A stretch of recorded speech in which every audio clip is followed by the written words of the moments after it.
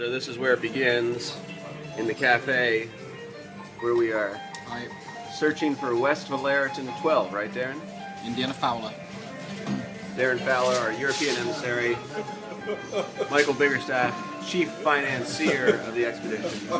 The expedition, for all accounts and purposes, is led by Jeff Martin, chief logistics and correspondent. What exactly are we searching? North is that way. North is that way. He's off to a great start. I'm just your humble documentarian here. Jeff, what are we seeking today? The Westvleteren, or Westie 12, as we call it in the U.S. And why seek that beer? Why not? You say it's one of the rarest beers available. It's hard to get, yes. It's hard to get. And so today is going to involve trains, Planes, automobiles, bicycles, walking.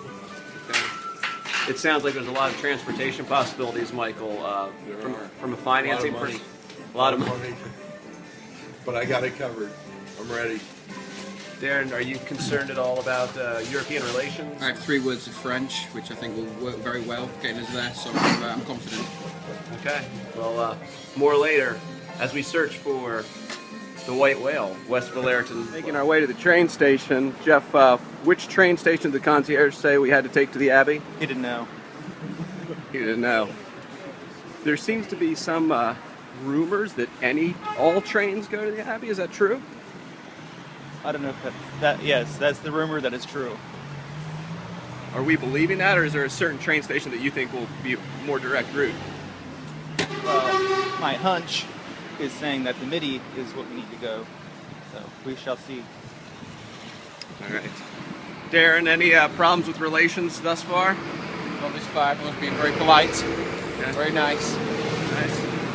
And Michael, as far as the Midi train station goes, is there any issues with currency exchange rates? Or No issues. Price is a little cheaper, a little closer to our destination. And that's a concern because it's very early in the journey, right? It is, and we've got to make sure that the money holds out. Did really well on the breakfast. Got a good breakfast, good solid meal, very inexpensive. I noticed you also brought some extra provisions for the trip. Is that due to the length of the trip? It is, and to help me stay awake. Right. All right. Well, and of course, before we wrap up here, let's show the public urinals, which is just creepy. These are the actual tickets that are going to get us to Pomperinge, right? These are the tickets. These are the tickets. I want to point out they were 1940 euros each, and will allow us to travel and come back on the same day.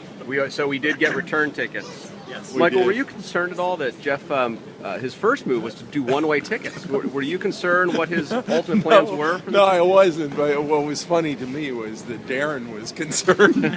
There was a little concern.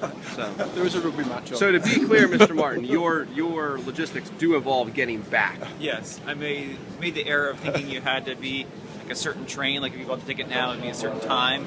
If you missed that train, or is that, but I forgot.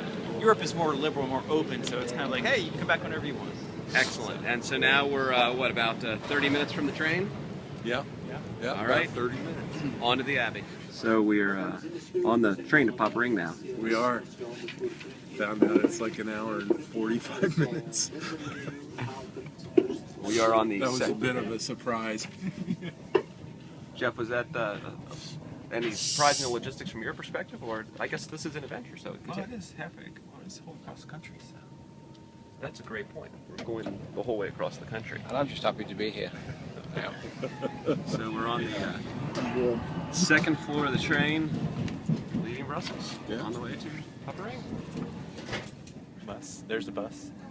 You have to like call them up, and they'll pick you up or something.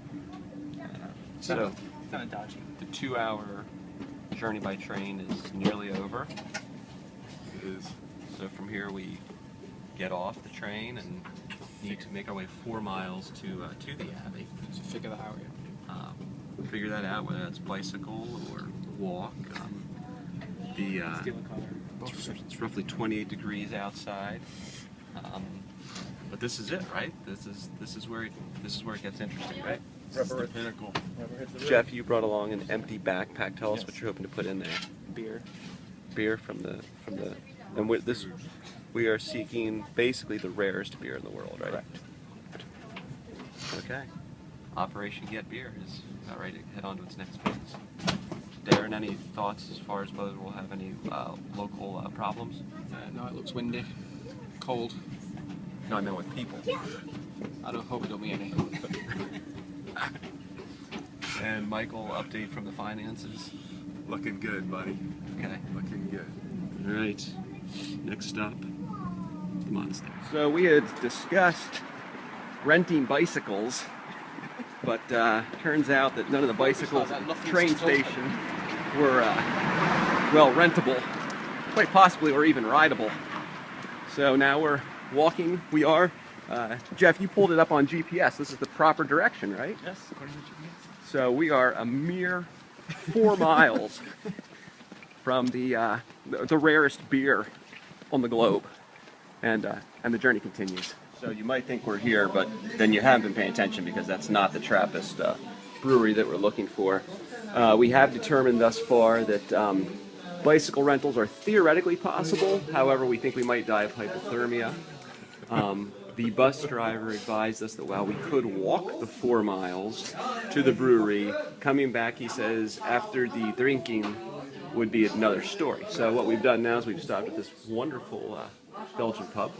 Gonna have another Belgian beer, and then call in a cab is the plan to continue the journey, right, Michael? That's right. So the journey continues. It's a beautiful look down the road there at Popering, and Darren's working on talking to the embassy, I believe.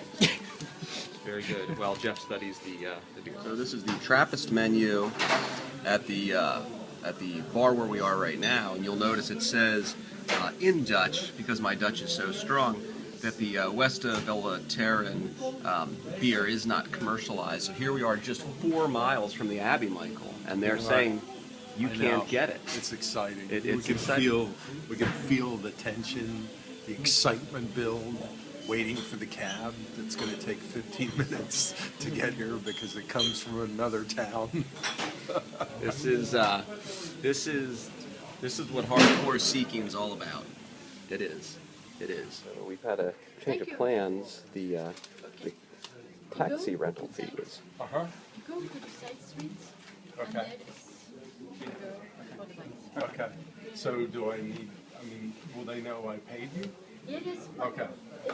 market. Okay. Just, Okay. come back before 8 o'clock. Oh, yeah. Yes, yes. Before Okay, Okay, thank you. So, Michael, the plan had been to get a cab. Yes, it was. Now, we found out that to get a cab to this town would have been. As the financier, it would be 100 euros. Would you like to take a drink to the room?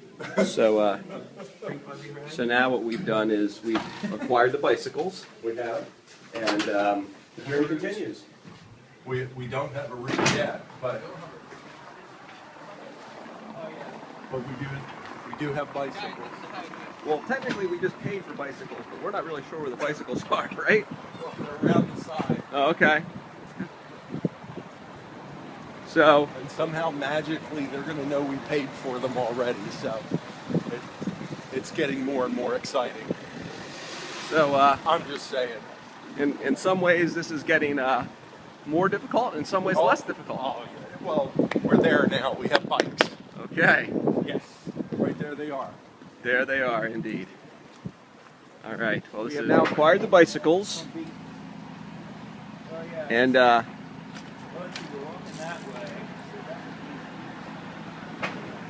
going to get started here shortly. But well, we have acquired the bicycles.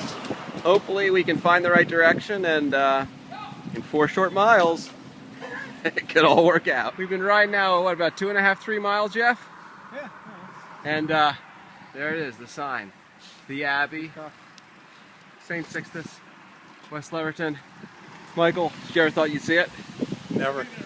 That's awesome. All right, we are so close now. We should have been by the bikes. The bikes are parked there. Yeah, We- the strap. Oh, yeah. We are, Yeah. we are, Now you're thinking, I'm using mine. we've done it. And they're closed. Oh, no, just kidding. You're gonna see, we we've just ordered it.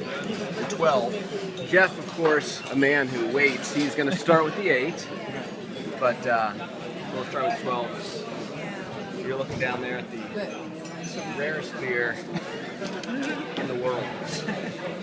The next time we turn this camera on, I think we're going to watch the financier drink from the chalice. Here we are. This is it. This is what we've come for. The rarest beer in the world. Where's the mic rack? Michael? Yeah, I'm just kidding.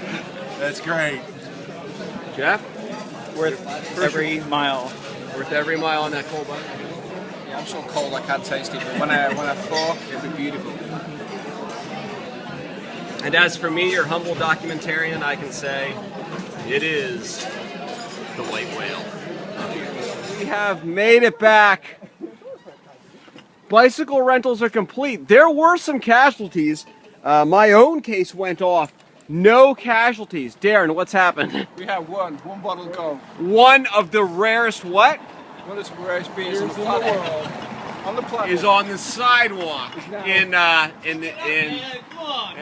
Poppering. But we have the cap. We do have the cap, which is proof we have. $10 for the cap. There goes Michael to return his bicycle. So we've all made it back with most of our beer, save one. Wow.